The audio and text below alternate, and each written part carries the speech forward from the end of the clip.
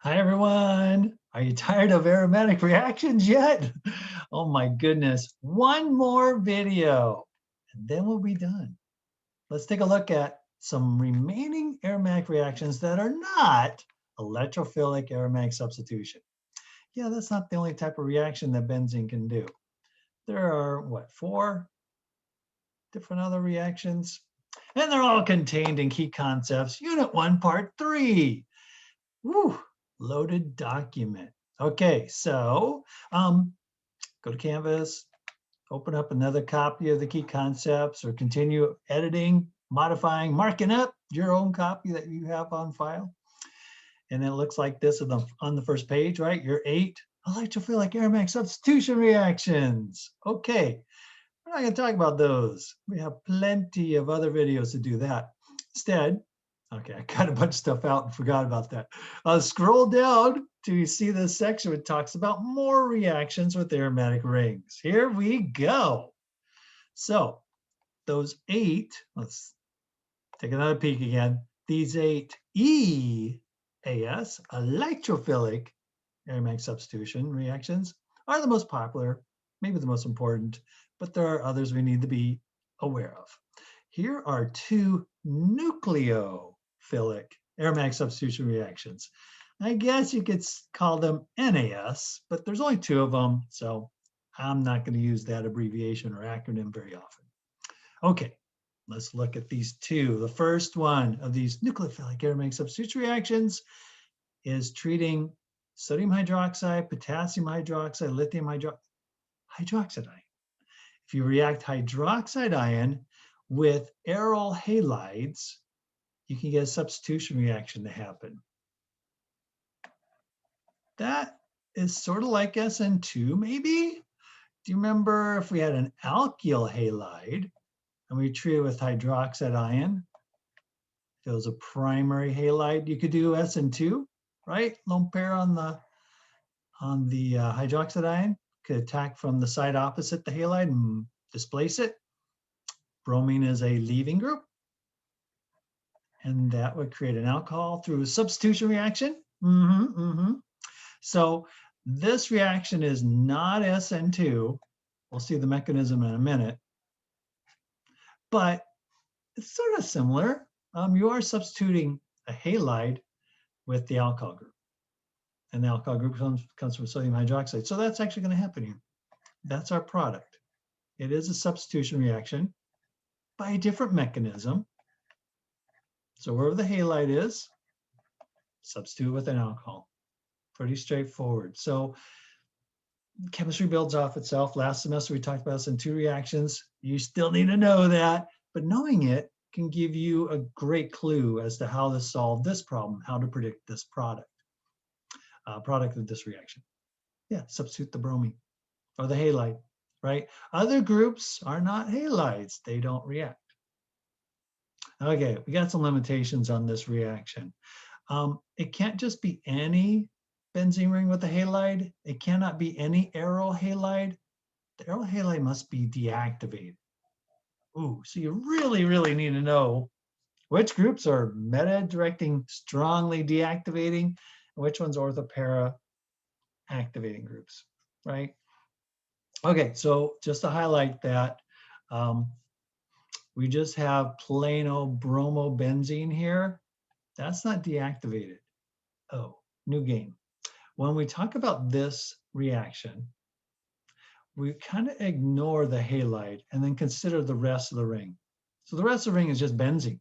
There's no group on it. There's no activating nor deactivating group.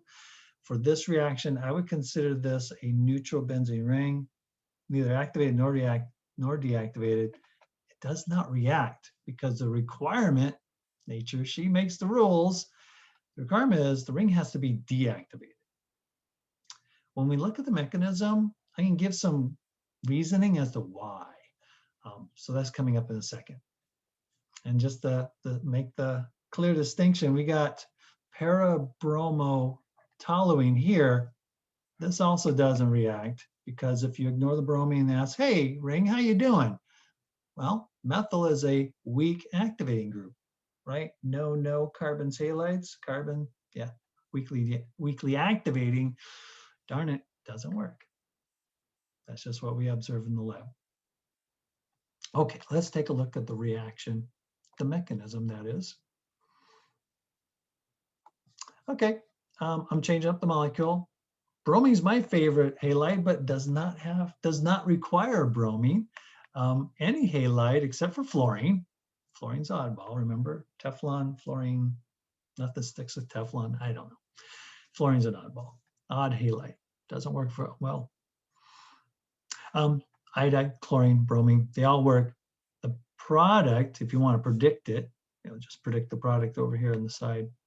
It's going to be a benzene ring. Nitro group survives, and the chlorine gets substituted with an alcohol. So there's the product.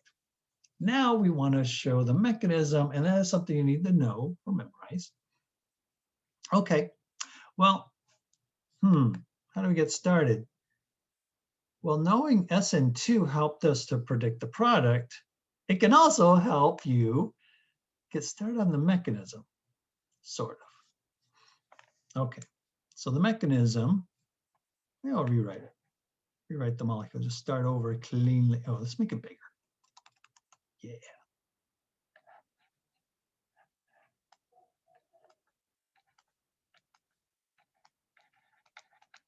And then let's break up potassium hydroxide and see the cation anion that they are. Maybe drawing some lone pairs. Right, if we're writing a mechanism, we need curved arrows, and arrows begin on electrons. The curved arrows are showing how electrons move. So you always have to start on electrons. Frequently it's a lone pair or a pi bond. Sometimes it can be a single bond though. Whoops, I didn't finish drawing my molecule. There we go. Okay, so in SN2, the lone pair hydroxide ion would come in from the side opposite and kick out the halide. The benzene ring prevents that, right? To come in from the side opposite, hydroxide would come over here and bump into the hydrogen attached to this carbon right here. Can't get through the ring, nope. Instead, the benzene ring is flat. Let's see, how do we know it's flat? Because it's aromatic, and aromatic molecules are cyclic. Planar, or flat, have extended conjugation and a Huckel number. Yeah, so they're flat. Okay, so this entire molecule is flat. Nitro group is sticking off at this part of the flat molecule, chlorine over there. So the hydroxide ion can come in from the top, kind of at an angle, or from the bottom. But it cannot come 180 and displace it in an SN2 reaction. Instead, it kind of comes in from the top or the bottom, come in from the bottom. And what it does is it hits here, which is 180 degrees from the pi bond. So it can't come in and kick out chlorine, but it can kick or deflect or move these pi electrons. How is that? Well, electrons repel electrons. Lone pair here, lone pair of electrons are going to attack this carbon. Why? Because chlorine is more electronegative than carbon. That's a polar covalent bond.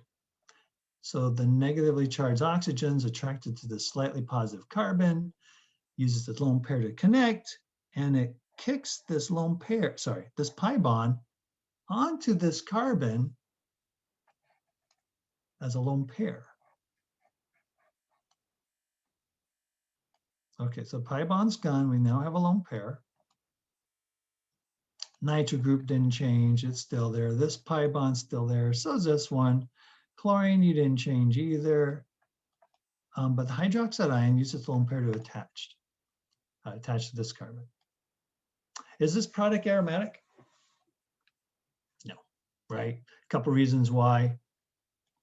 This part of the molecule is sp3, so it's not flat. Although I guess I could try and flatten out the rest of the molecule. Could be sp2, especially if carbon uses its lone pair here as a wild card, and just say, hey, let's put that in a p orbital. That would give us a Huckel number, actually. Yeah, the only reason why it's not aromatic is because it doesn't have extended conjugation. This carbon here is sp3, no p orbital. So why does this proceed? Well, because we can make some pretty stable resonance structures. So that's our second step of the mechanism, is to show how this intermediate, it's not aromatic, so why does it exist? because it's resonance stabilized. So to draw resonance structures, we copy all the atoms, cannot move atoms during resonance structures. You can only move electrons. And again, we're going to get a minimum of 3. We could get more. So that's kind of similar to our earlier mechanism of electrophilic aromatic substitution. But this is nucleophilic aromatic substitution. Lone pair kicked out the pi bond, start with this anion here, and now let's stabilize it. This poor top carbon is bearing a negative charge. It's an electronegative. Help! So the nearest pi bond can roll over, and I'll put the lone pair over here. And then only move 1 pi bond at a time. So now the lone pair and the negative charge is on this carbon. I want to clear up one thing. My method of remembering resonance structures is to move the pi bond towards the reactive center. So in the previous mechanism, that was a positive charge on top. Lone pair, sorry, the pi bond rolled over towards the positive charge. And that left this other carbon with no pi bond. The actual mechanism is that these electrons collapse to form a double bond between these 2 carbons, and they actually push this pi bond up onto this carbon as a new lone pair. So if you want the mechanism for resonance structures, you could draw a curved arrow. This is optional. On exams, you don't have to do this. I'm not requiring this. If it's helpful to you, you could take that lone pair and move it here, and this pi bond, move it there to create this pi bond here and this lone pair. Again, that's a totally optional step. I'm not going to look for these curved arrows that are in orange on an exam. Okay, then how do you go from the second resonance structure to the third? Well, move 1 pi bond at a time. So the orange pi bond already moved. This one didn't. So roll it over towards the reactive center, the negatively charged carbon. So it's over here now. And that leaves this carbon missing a pi bond. Well, that's where the lone pair ends up. Over there. Ooh, and I don't want orange, sorry. Let's go back. Be consistent with my colors.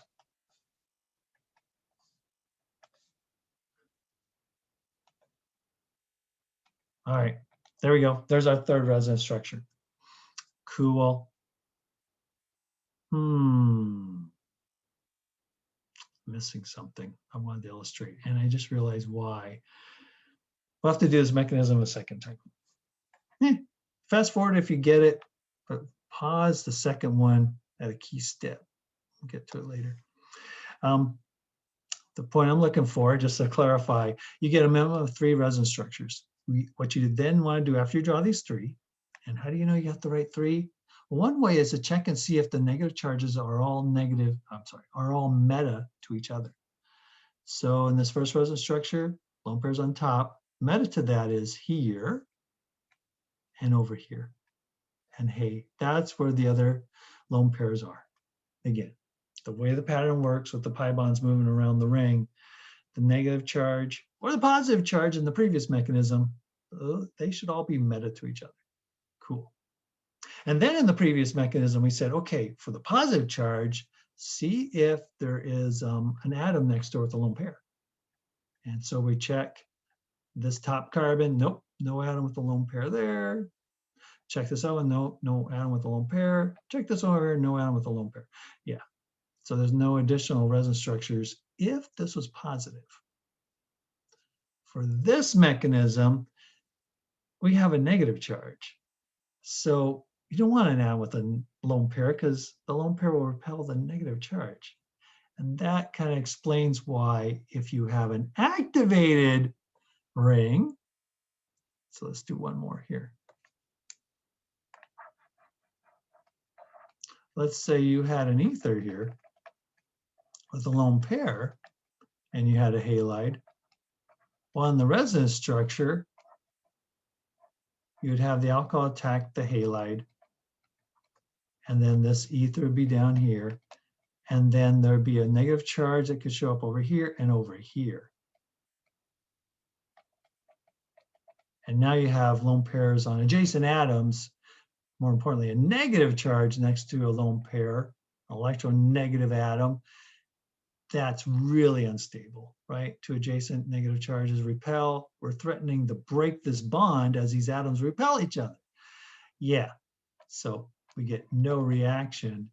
If the ring is activated, it must be deactivated. Okay, instead we're looking for deactivating groups. The nitrogen actually carries a positive charge. And so the reason why I have to do the mechanism a second time is I wanted to show you that. I wanted to place the nitro group at one of these carbons that bears a negative charge, and I blew it. Didn't have that case, so we'll do it in a second. Quick review. Start the reaction, hit the hydroxide, hydroxide ion, hit this carbon, kick out the pi bond. Second step, draw your 3 resin structures, check for additional ones. Third step, restore aromaticity. Yeah, same pattern as electrophilic aromatic substitution. I usually pick the first structure, but any of these will work. And just to keep it clean, I'm going to redraw the first one. On the exam, you could just draw your final mechanistic step here, or any of these 3, your choice. So let me just copy this. I want it nice and clean on your screen. Try to make it interesting and easy to read. I know too. That's supposed to be a nitrogen. Okay, last step, restore aromaticity. Well, the problem is this sp3 hybridized carbon needs to be sp2. We need to lose a bond. Which is the weakest bond? Not the carbon-carbon, not the carbon-carbon, not the carbon-oxygen. It's a carbon halide. Halide's a good leaving group, like in SN2 reactions. So this lone pair can drop back down, restore the double bond, and kick out the halide. So that's your final step. Got your new pi bond here because the lone pair of the negatively charged carbon collapses to form a double bond. The alcohol stays put. The halide left has Cl minus.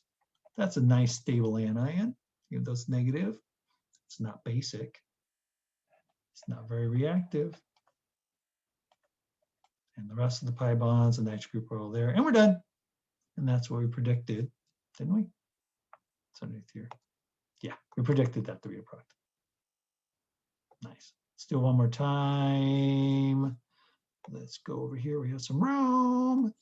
And actually do the mechanism one more time with a, where's my, oh, I got it. With the nitro group, and it doesn't have to be nitro.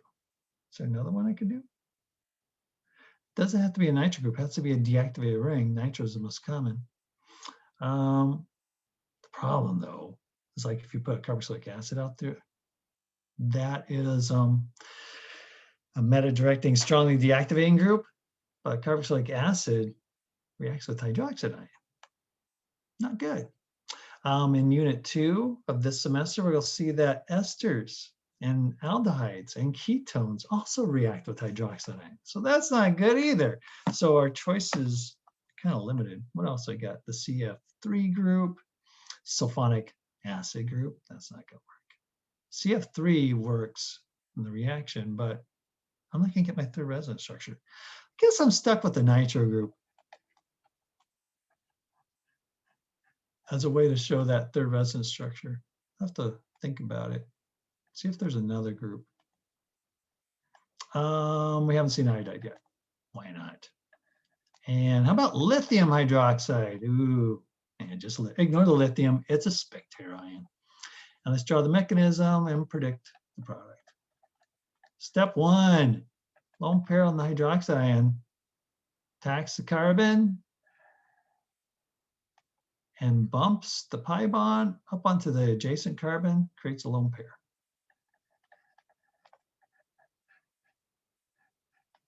Other pi bonds are unchanged. And we got the iodide here, and we got the hydroxide. That was step 1. Step 2, draw your resonance structures. So maybe I'll go this way, a little variety. 3 minimum. All the atoms have to stay put, so nitro and nitro. We got our halide and alcohol.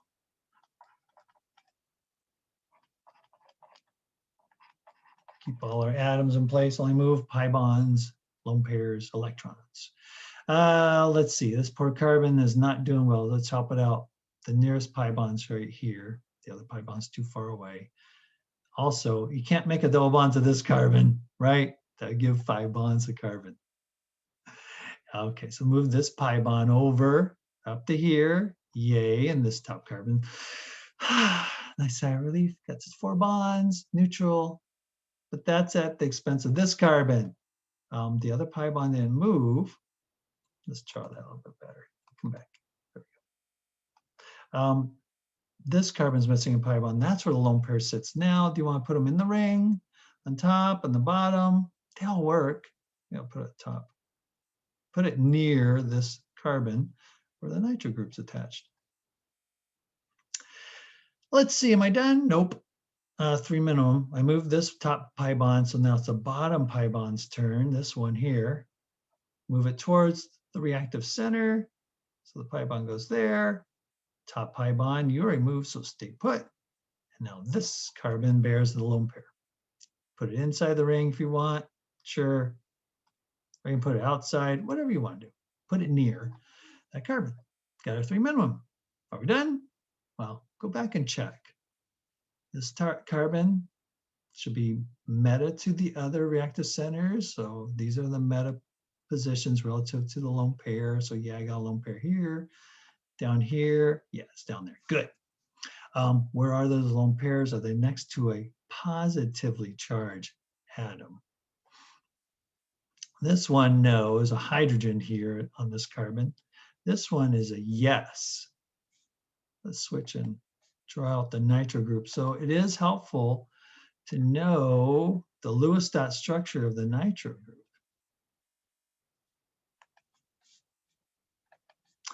The nitrogen atom is attached to the ring. Let's make that bond a little longer. There's an oxygen and another oxygen, but they need to be octets. Normally, nitrogen have a lone pair and 3 bonds, right? HONC, 1, 2, 3, 4, 3 bonds of nitrogen and give a lone pair for an octet. Oxygen likes 2 bonds and give it 2 lone pairs for an octet. Well, if you do that, you run out of, get too many bonds here. Oxygen, let's start with oxygen. Oxygen wants 2 bonds. So one of these oxygens gets to make a double bond so it can have 2 bonds. Nitrogen now has an octet. So sorry, nitrogen, you don't get a lone pair. You're just going to make 4 bonds. This other oxygen, though, must have 3 lone pairs so it can have an octet. But oxygen should be bonding twice. It's only bonding 1 time with 3 lone pairs. That makes it negative. Nitrogen normally makes 3 bonds and a lone pair, but it's got 4 bonds. That makes it positive. Top oxygen, I'll give it 2 lone pairs so it has an octet. And there we go. There's the Lewis dot structure of the nitro group. And we can see there's a plus charge next to a minus charge. Ooh, opposites attract. This is stabilizing. That draws these atoms closer together, makes this bond stronger. And now we have another reason why when you have deactivating groups on the ring, that helps this reaction work. I know, you might say, wait, it's kind of activated for the reaction, but it's a deactivating group. I know, don't think of it that way. This reaction requires deactivating groups as you've memorized them from before. Let's clarify it that way. Okay, we can actually illustrate this with the resonance structure. I'll put it over here. So don't move the atoms. There's my hexagon, iodide, alcohol, nitrogen, oxygen, oxygen. We'll put in the lone pairs after we get the pi bond situated. Okay, what do we do with all these other pi bonds? Well, we already moved these 2 pi bonds, so they gotta stay put. So remember The pattern was move the closest pi bond towards the reactive center and only move one pi bond at a time and probably get all the resin structures. Make sure you move every pi bond at least once. Well, now we have a new pi bond. So it's time to move it. Swing it towards the reactive center. Now put a pi bond here. It's the same pattern, just kind of swing the door on a hinge, but now between oxygen and nitrogen, just ignore they're just atoms, they're double bonding. Just move this pi bond down here, double up the bond, and then wherever the pi bond used to be, now it gets a new lone pair that we'll put up on top. So this is the new lone pair. And then it had 2 lone pairs already. Cool. And now we have an oxygen making 1 bond, 3 lone pairs. That makes it negative. Bottom oxygen, no change. You still have your 3 lone pairs. You still have your negative charge. Nitrogen, you're still making 4 bonds, so you're still positively charged. And we got our 4th resonance structure. Okay, 4 resonance structures means it's more stable.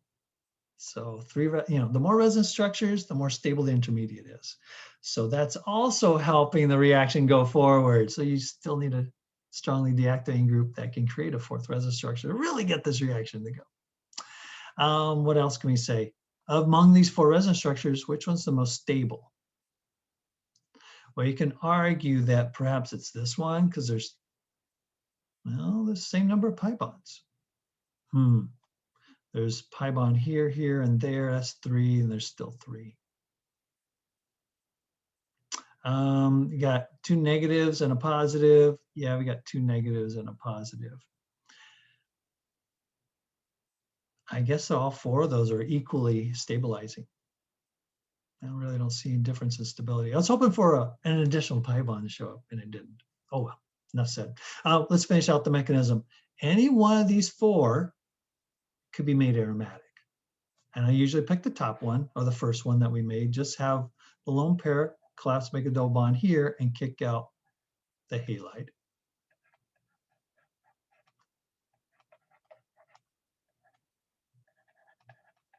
So the double bond shows up there. The other 2 are still put. And then you make I minus. Okay, so we got a complete mechanism. We get full credit on the exam. But just for laughs, suppose you didn't want to do the last step on this top one. Well, then you could have chosen this one. Optional, totally optional. Let's say, grab this lone pair, put it here, roll this pi bond there, and then that'll kick the iodine out.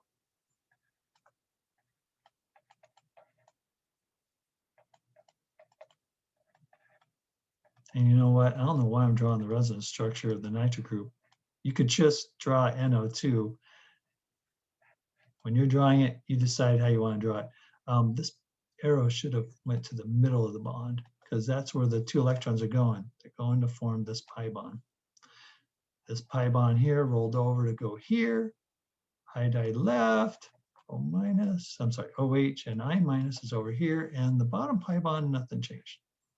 Same product. You can do the same thing down here. Lone pair go here, kick out iodide.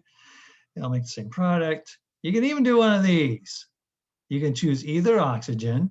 Maybe I'll choose the top one. Hey, lone pair, go here. This pi bond go there. This pi bond go there, and the iodide take off. And you'll still make the same product. It'll be this structure. Right, that one takes more work, but it works. Your choice. Phew, enough about that nucleophilic aromatic substitution reaction. Let's take a look at a second type of nucleophilic aromatic substitution. There's this one here. Give me a little more room. There we go. Instead of the base sodium hydroxide, we're using a stronger base, sodium amide. This time, the little nature says, well, I don't require deactivated rings. I need just unactivated. What do we mean by that? Unactivated means like the same as benzene, neither activated nor deactivated. It also means if overall the ring is weakly activated or weakly deactivated, then this reaction works. Or in other words, okay, and the way the game's played is you ignore the halide and then you look at the ring. A Nitro Group is a meta director strongly deactivated. No, the rest of the ring is strongly deactivated. The reaction doesn't work. If you ignore this halide, look at the rest of the ring. Ether, no. Carbons, halides, no. The second O is for the ether group. This is an activating group. Ooh, the ring's activated. It doesn't react. If we go to the top of the page, if you ignore the halide, that's just benzene. It's neither activated nor deactivated. Yeah, it's literally unactivated. It works. Nice.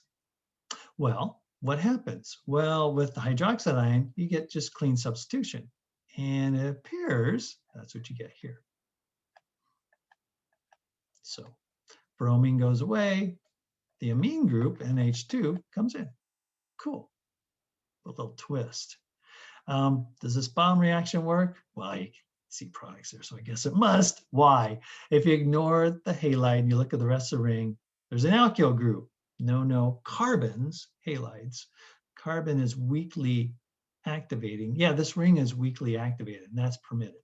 So yes, it works. So what do? Well, you substitute the halide with the amine. Yay, you get this first structure. If you go in the lab and try this, not only you get the para isomer, but the meta shows up. What? What that means is there must be a different mechanism working. A different mechanism that's producing an extra product. So we're gonna have to know a different one. Turns out after lots of study, the mechanism involves an intermediate which is called benzyne. We got benzene, which is a molecule with a bunch of enes in it, alkenes. And yeah, it's not an alkene, but that's where the name originates from. So what do you think benzyne has inside of it? Yeah, it's benzene that somehow you get a triple bond in there. Okay, you can imagine that's pretty unstable because what's the hybridization of these triply bonded carbons? SP. What's the bond angle? 180. There's no way this hexagon can straighten out this part of the molecule to 180 degrees. So there's a lot of angle strain here. So it's not a molecule you can put in a bottle and store it on a shelf. It's very unstable, but it can exist as an intermediate. Definition of intermediate is a short-lived molecule or product. It happens during the mechanism. And now, during the mechanism, either one of these carbons that are triply bonded can react, and that allows two products to form. Let's take a look at the mechanism. It's one we need to know. So we're going to start out with this molecule here. Okay, so how does it work? Similar to the other one, sodium hydroxide. Remember that we have anions and cations here. Nitrogen actually has two lone pairs. I only need one to start my curved arrow. Sodium, you're a spectator. I'm just going to ignore you. We had the lone pair come down, attack that carbon here, and that's not what it's going to do. And kick out the bromine. Wait, I want to get benzyne. I need a triple bond. I need a new pi bond. New pi bond. Remember last semester, if we took not this aryl halide, but an alkyl halide, and we treated with sodium amide, hopefully that rings a bell, that would cause an E2 reaction to take place. Lone pair does not attack the carbon in an SN2 fashion. It goes after the adjacent hydrogens. It's a strong base, so it removes H+. So this hydrogen gets pulled off, not with the attached electrons, they stay behind. And they actually form a double bond that kicks out the halide. 3 curved arrows, an E2 elimination reaction bimolecular, and we actually make an alkene, and we make a pi bond. The NH2 molecule took that hydrogen to make ammonia. The sodium is a spectator ion. Hey, the bromine is a leaving group. The sodium just hangs out with the bromine, opposites attract. And you didn't have to put these byproducts in. They're not required because there's no carbon. This mechanism behaves the same way in the first step. The lone pair on the nitrogen attacks the adjacent hydrogen just as it did down there. Okay, that's helpful. We still need to know our SN2 and E2 mechanisms because here they are, they're back again. Lone pair nitrogen, go grab that hydrogen. The sigma bond here is single bond, collapses to form a new double bond. Well, no, now it's a triple bond, forms a new pi bond. And the halide leaves to make room for that new pi bond. So in the first step of the mechanism, the halide left, Br minus floats off. The sodium floats off, if you want to include that. They're going to pair up, form your waste products. This hydrogen is gone, and there's a triple bond here now. And the rest of the molecule is unchanged.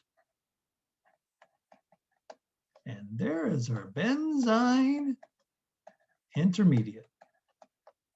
We got a benzene ring with a triple bond in it. Oh, wait, mechanism needs to track all our atoms. What became of NH2? It became ammonia. And it's neutral. Now, honestly, I don't understand the second step. I don't understand the compulsion other than the reactivity of the carbons. They're severely strained. But we've got this pi bond here and a pi bond there and a lone pair here. I thought they would repel each other. But the driving force must be that, hey, these carbons are screaming, ow, we're supposed to be linear. We're 120.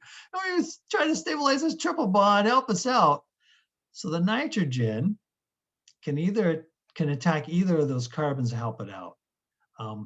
If the lone pair attacks the adjacent one, it can bump this pi bond up onto this carbon. To put a lone pair up there, it connects to this carbon here as NH, sorry, that's an H, NH3, and now the nitrogen is making 4 bonds, so it's positive. And this carbon's negative because it has a lone pair. And everyone else is unchanged. Draw the rest of the molecule.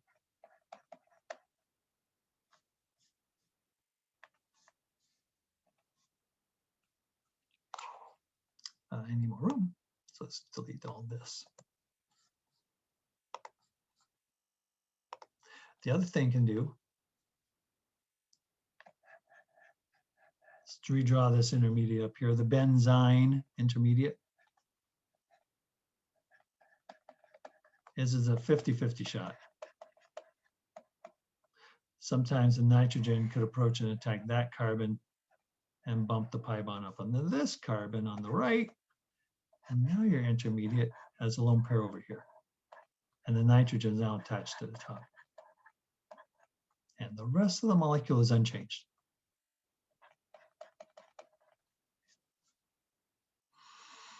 And hey, now the nitrogen and the methyl group are meta to each other and or para. And those are the two products we're expecting. But we're not done with the mechanism, right? Are these intermediates aromatic? No, they're not. Why aren't they?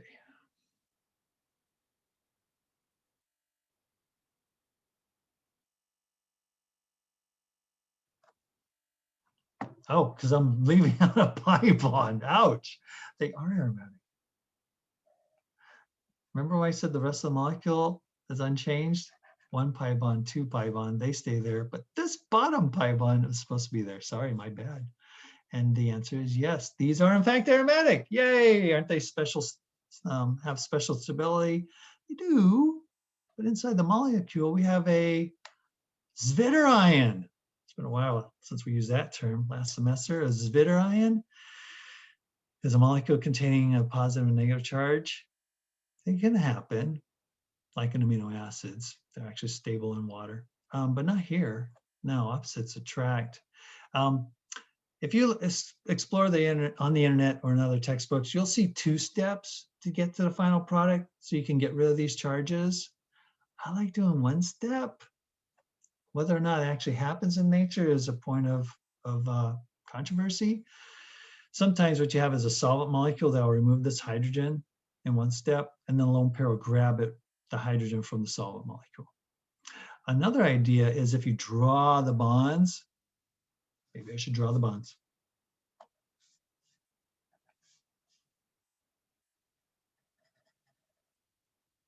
I might have to move that plus charge. Let's do that.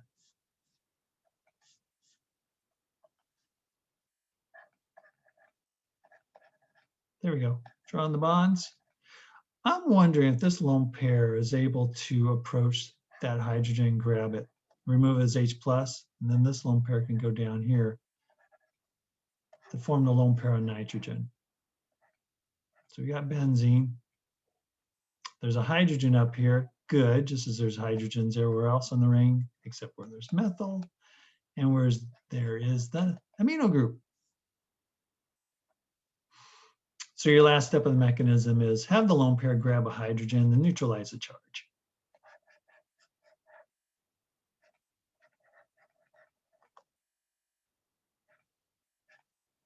There we go, and our mechanism is complete. We've shown both structures that are possible. Cool. This video is getting kind of long, so I don't want to do the mechanism another time, but hey, let's point something else out here. Let's put the methyl group here, draw it here, there, and there.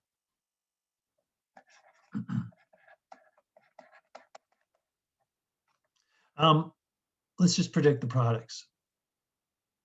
Okay, well, we know that it's substitution. The chloride goes away and the amine goes in. So wherever the chlorine is, that's where the amine's got to go some of the time. But we also know that a benzyne intermediate forms. So during the mechanism, you're going to get a triple bond here.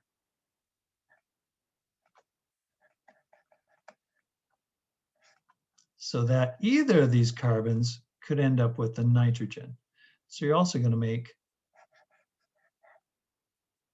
this compound where sometimes the amine goes here.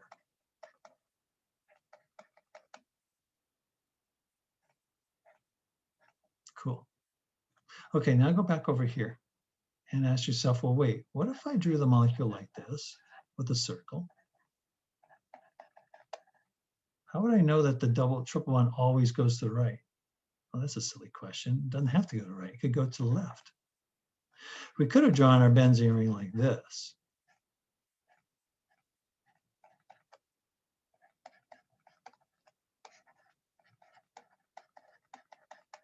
And now the triple bond should be over on this side. Oh, wait, so is that what we have to do? Does it depend on how we draw the molecule, whether we get 2 products or 3? No, nature, she makes the rules. These pi bonds are constantly moving around. So when you do the mechanism and you say, okay, step 1, lone pair, go hit this grab the hydrogen, and the pi bond is formed here, kicks out the chlorine, so you can get this intermediate down here. You're gonna have to rewrite the molecule in the other resonance structure for benzene and say, okay, sure, this step happens some of the time, but sometimes the other resonance structure reacts. Oops, I keep forgetting the hydrogen. Sometimes the hydrogen on the other side collapses, makes the triple bond and goes this way. And you get your triple bond over here, methyl group here and there and there. And now the amine can go at either spot. Sometimes amine goes up on top to make this product here. Sometimes it goes over here and you get your third product. Amine is over here, which is para to where the methyl is. Yeah, so be aware of that. Yeah, this reaction actually produced 3 products. And if you had to draw the mechanism, you need to show both this intermediate and this one. I know it gets messy. Okay. That's a lot. We've covered 2 reactions. There's a few more, but we're not going to require mechanisms on the other ones, I think. Let's check. Darn it, we are. Let's not do that one yet. This one. Now, no mechanism on this one. Okay. Slide it over so we can get everything on the screen. Okay, our third reaction.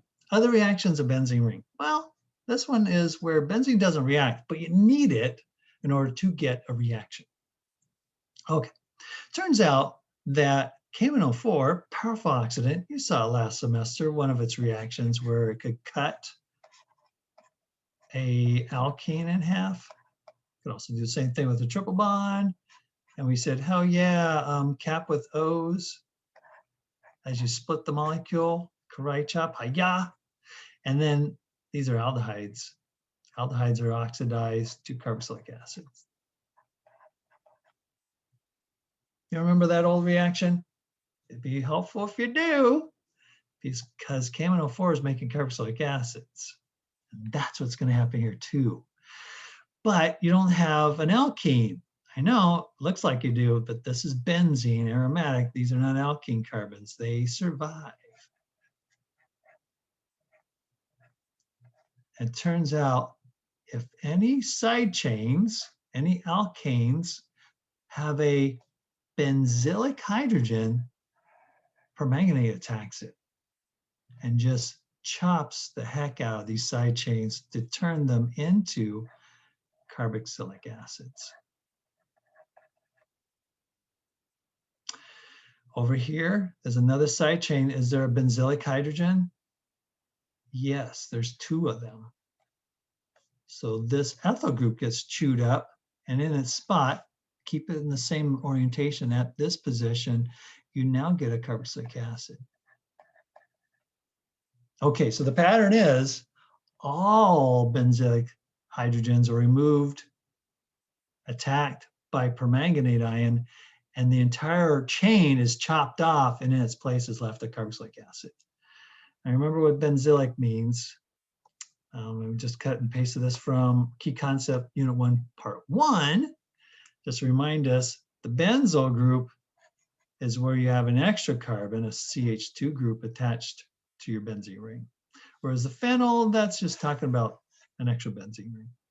But the benzyl group are these 7 carbons. More importantly, this carbon is the benzylic carbon, and any hydrogens is a benzylic hydrogen.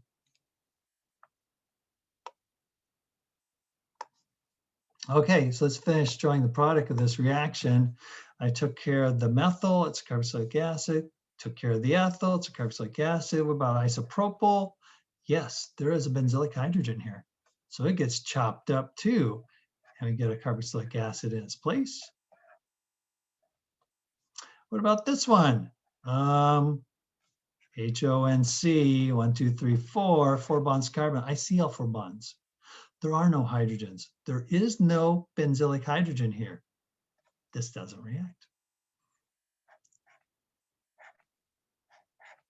And that's your product. So K104 shows up, start chopping, but only chop alkanes that have a benzylic hydrogen. So the first carbon attached to the ring must possess a hydrogen, right? There's hydrogens over here. Doesn't matter. The benzylic hydrogen doesn't have a hydrogen. The group survives. Sorry, permanganate, shields are up, no attack. Okay, what else do we need to know about this? No mechanism. What became of all the extra carbons, right? There's this carbon, that carbon. This carbon right here, the benzylic carbon, is still there. It's making up the carboxylic acid. What becomes of those 2? They're probably turned into carbon dioxide or other carboxylic acid groups, like this long chain. Well, no, that's probably, I don't know whether it's formic acid or something else. I never saw that in my own education, and I never looked it up. Another reason why we're not doing a mechanism.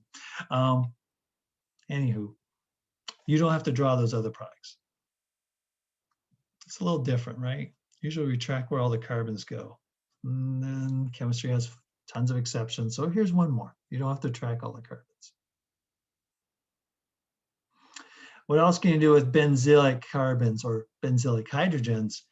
You can treat them with NBS, N-bromosuccinimide. Oh, I don't have it here.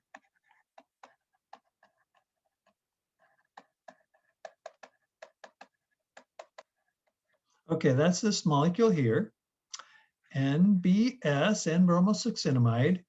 You saw it last semester, hopefully you did. NBS attacks allylic hydrogens and substitutes them with bromine.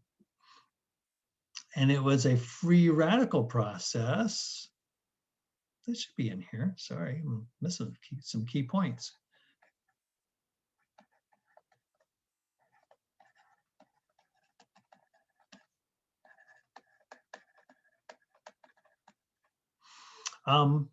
And so we had resonance structures.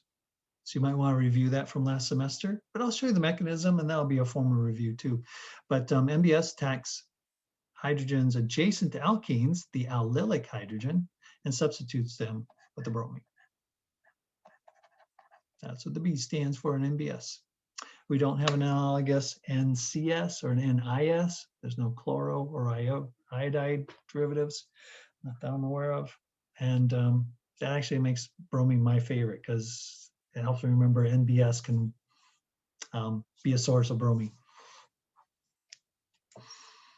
What else do we need to know? Oh, how about we predict the product? The pattern is substitution.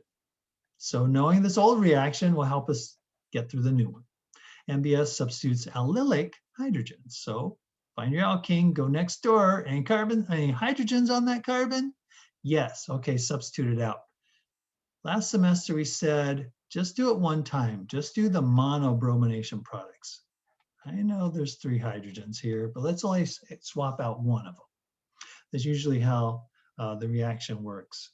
That's how it's usually done in the lab. And then if you have multiple allylic hydrogens, right? So here's my alkene, go to the adjacent carbon. Yep, there's a hydrogen, we get a reaction there. And then, oh, there's allylic hydrogens over here. We get a reaction there. What you're going to do is draw all the allylic halogenation products with one bromine.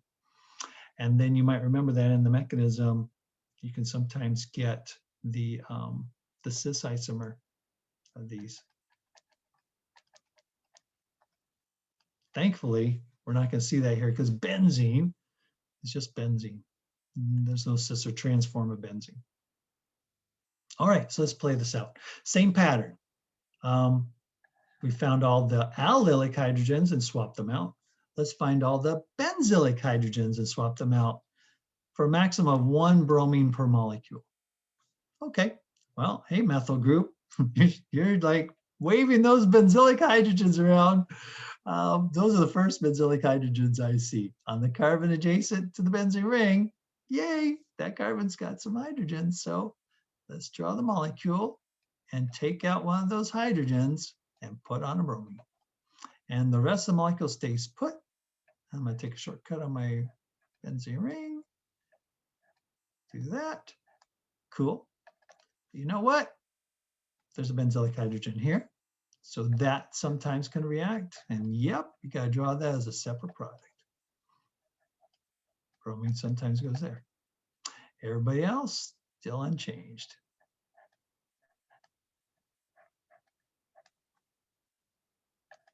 I know, not done yet. There's a benzylic hydrogen over here. The carbon adjacent to the ring is benzylic, and it bears a hydrogen. So NBS can swap out that one some of the time. Gotta draw that product too.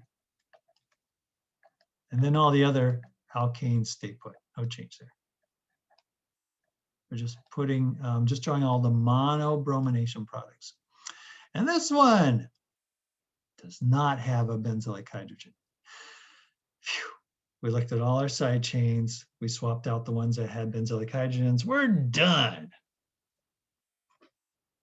And yikes. On exam, if that was a mechanism, you'd have to draw all the possible products. All three. Draw a mechanism for each one. We can combine it. In my head, I'm trying to say, do I have enough time to do it? I think I do. No, it's a lot of drawing. It's going to take too long. So I'm going to take a shortcut. Sorry. Let's just do it toluene. Okay, so in the mechanism, what you need to memorize, you should know the structure of NBS. It's a little pentagon with a nitrogen. I like putting at the top, but you draw however you like. There's double bond O's on the either side of the nitrogen. Kind of looks like an amide, but there's two of them. It's called an amide. You heat this up or shine a little UV light. Remember the free radical mechanism? Maybe we shouldn't remind ourselves of that. There was initiation, propagation, and termination. That was from last semester. Initiation, you make radicals. Propagation, you make products. Termination, combine the radicals. You get rid of the radicals. So a radical will react to another radical, you get a single bond, and no more radical. You terminated or stopped the free radical chain reaction. Okay, so that's helpful. You still remember that first step's initiation. It usually required UV light, H nu, or heat, little delta. Technically, we probably should include that in our reaction arrow, but not everyone does. I don't. It's just kind of assumed that you have to mildly heat this up or shine a little UV light or just, fluorescent lighting or sunlight. It's enough to break this bond, and it's free radical, so we're using fishhook arrows. One little bar means one little electron is moving.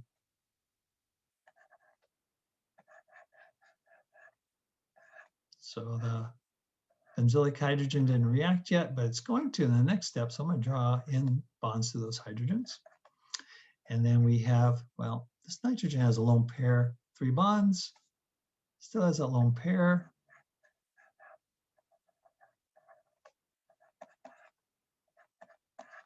One of these electrons of the covalent bond ends up on nitrogen, and then there's a pi bond over here, pi bond over there, and you get resonance stabilization. This is very, very stable, it doesn't react after this point. But you also make the bromine radical. If you want to draw the full Lewis dot structure, it's incomplete. It should only have 7 dots, but you don't have to. That was our initiation step. You don't have to write it. I'll put in parentheses because you don't have to write that on the exam, but that's what it is. We initiated the radicals. We got radicals. Only this one reacts. I need to mute my phone so that doesn't happen again, sorry. We're actually in propagation now. And that's where you make products, or that's where you actually start removing the hydrogen, and then you bring in the halide. First step is remove one of these benzylic hydrogens. So the electrons in this bond separate, the 2 electrons in the covalent bond. One goes to the right, pair up with this halide to make HBr. That's what happened in the reaction from last semester with allylic bromination. And then the carbon, one of the electrons will end up on the carbon atom to make a carbon-centered radical. And now let's draw in the benzene ring. And maybe I'll just write CH2 just to shorten it up. Do you remember how there was 2 steps in propagation? Well, you're going to have 2 steps here. That was step 1 of propagation. Pull off the hydrogen abstraction, I think it's called, scientists. Second step, well, last semester, this radical would go attack Br2. That's what the initiation, propagation, termination step did. But that doesn't happen here. In allylic bromination, you get resonance structures. In benzylic bromination, you also get resonance structures. So let's draw them. Well, the closest pi bond is going to swing up here outside the ring to give this top carbon its double bond. The other pi bonds stay put. And then, hey, this carbon's missing pi bond. Well, that's where the radical goes. I got room to the left here, so I'll go to the left. Now, redraw the molecule, keeping all the atoms in the same spot. Don't move atoms. Let's only move pi bonds one at a time. So this one moved. It's now up here, so that's got to stay put. The closest pi bond, ooh, this one, to the radical, the reactive center is going to move up there to help that carbon out. Good. The other pi bond is going to stay put. That means this bottom carbon is missing an electron. It now has the radical. And then this pi bond didn't get a chance to move, so let's move it now. Keep the top pi bond. Keep this right pi bond. Now the left pi bond is the one that's going to slide down, roll over to here. And that means this carbon bears the radical. And we're done with propagation. We drew all the resonance structures. We got all 3 pi bonds to participate, and now we have 4. I know it's not 3. We have 4 minimum resonance structures here. Let's do termination. That's where we combine the radicals. That's actually where you have to make the product. We need to get the bromine up here. So last step, termination. Bring another bromine radical. Yeah, it comes from MBS. And then they pair up. Use your fish hook arrows to show that, I'll put it here, that the carbon then attaches a bromine, and we're done. Wait, don't we have to react with these radicals too? All the possibilities? Well, think about it. If a bromine adds here, makes a bond here, it would make, and I'll put it in parentheses, this molecule.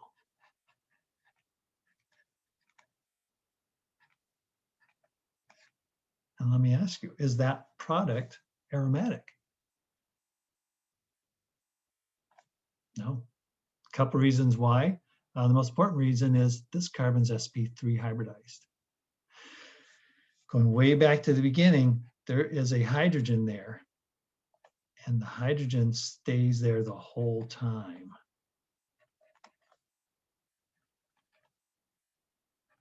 That's an sp3 hybridized carbon. Ooh, it doesn't have a p orbital. There is no extended conjugation. Another reason is this pi bond's outside the ring. So nature can choose not to count it. It's probably not being counted. It's not in the ring.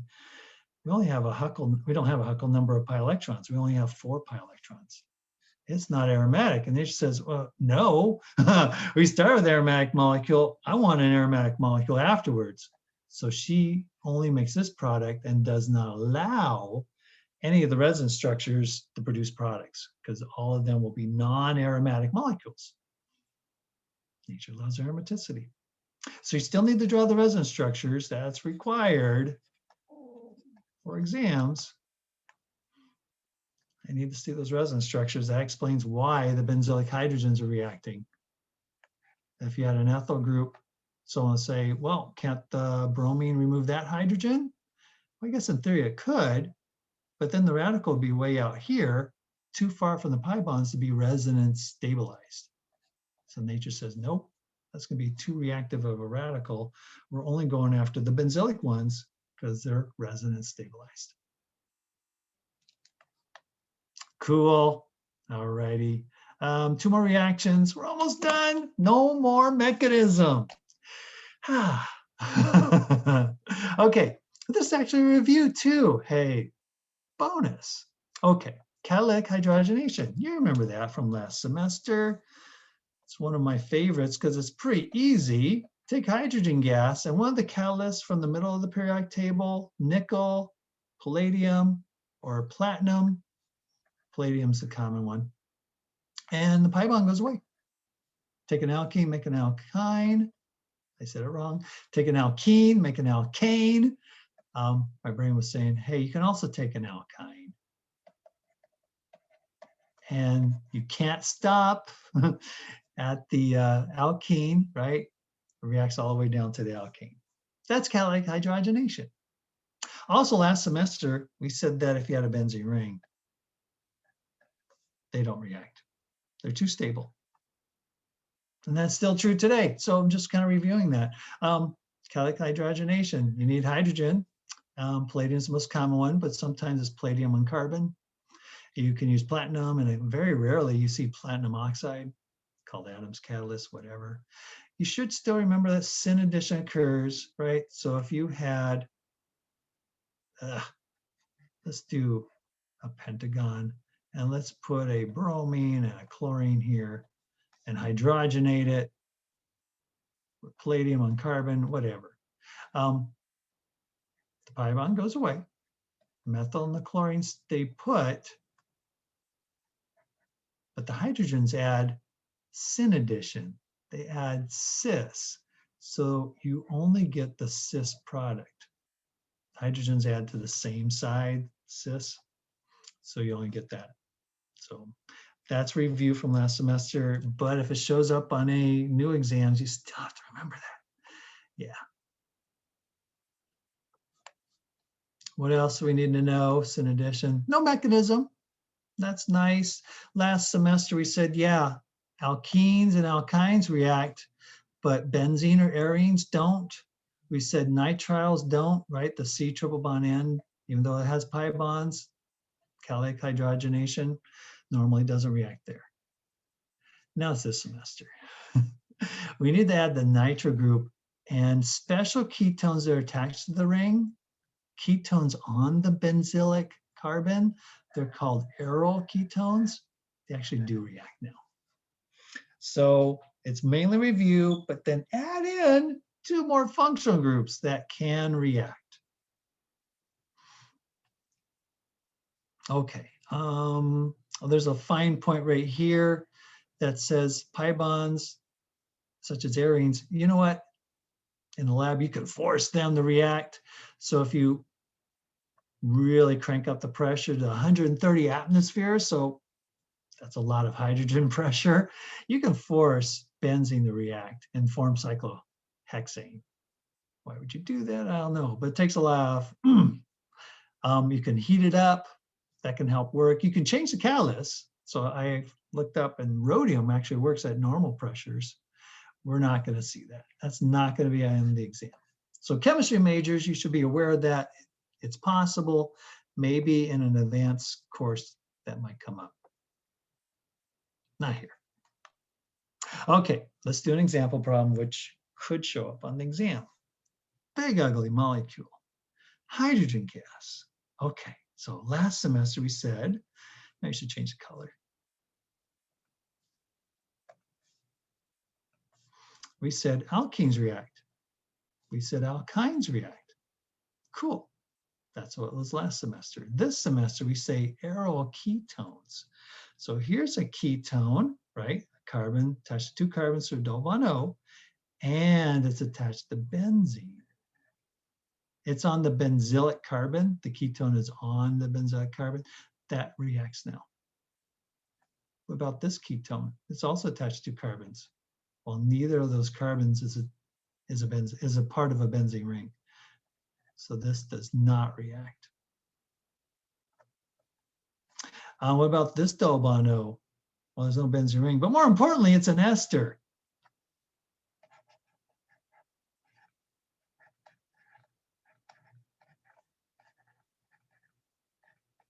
That should be a hydrogen. Hydrogen, palladium, platinum, whatever. There's no reaction. That's not a ketone. If we have a ketone on the benzylic carbon, and your favorite catalyst doesn't matter, hydrogenation, it reacts and you totally swap in the hydrogens. The double bond O goes away completely. You form water. That's what the oxygen leaves as. Hydrogen adds to the oxygen and completely gets severed off and just get an alkane. But that's only when the ketone is attached to benzene. Esters don't react. Carboxylic acids don't react. Amides don't react. The double bond O has to be adjacent to that. Benzaldehyde actually does react. So aldehydes actually work. We're going to learn in Unit 2 that aldehydes are more reactive than ketones. So that actually makes sense. That if a ketone reacts, benzylic aldehyde should react too. And that's the only one. Benzaldehyde is the only aldehyde that reacts there. What else? Nitriles. Last semester you learned that they don't react. Cool.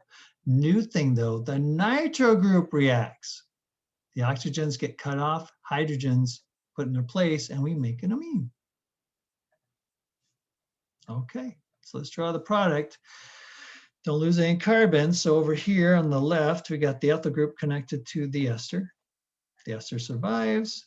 We then zigzag through where the triple bond used to be, and now I lost it. It's probably at the top of the page. Hydrogenation takes away the triple bond, makes a single bond. And then we go to the ketone. I'm right here, but that's a benzylic ketone. It's a Aero Ketone is its proper name. That goes away. Got some pi bonds in a ring. Ooh, but that's benzene that survives. The nitro group at the bottom, that reacts to form an amine. Swap out the oxygens for hydrogen. Nitrile group survives unchanged. We got an alkene, they react. Go to a ketone. It's not an Aero ketone, so it doesn't react. And then is that benzene? Sure looked like it, but it's missing a pi bond. That was on purpose. These are just a pair of alkenes and they react. That's the final product. There you go. One last thing. Scientists are like, this is cool. We can choose to react with some pi bonds and not with others. We're going to leave the benzene ring, the nitrile alone, non-Aero ketones alone. And we get to react with alkenes, alkynes, and nitro, and Aero ketones. Cool, but what if we only want the nitro group to react? Is that up here? They had to do a little exploring, and they found a reaction. They actually have found several. Here's the one we're going to use for now. There'll be a second one coming up later in the course. Suppose you only want to reduce the nitro group. You first add iron metal. So take a nail and a file and scrape off some metal, metallic iron, and mix it with some dilute acid. Iron will start to react and dissolve, and it'll attack the benzene ring. No, it doesn't attack the benzene ring. It attacks the nitro group. And the nitro group reacts to form an amine. And everything else survives unchanged. The nitrile, but this time the alkyne doesn't react. The aryl ketone doesn't react. And the alkene doesn't react. Nice. No mechanism on that. Afterwards, you still have a lot of H plus around, and the amine is a weak base. Remember that from general chemistry? If you add HCl to an amine, it forms the ammonium ion. Well, that's still an amine. It's going to react with this acid afterwards. So you need to get rid of that extra hydrogen by adding base. Still need a mechanism. Okay, we've gone long enough, but we finished the third set of key concepts for Unit 1. Okay, I'll see you in the next video.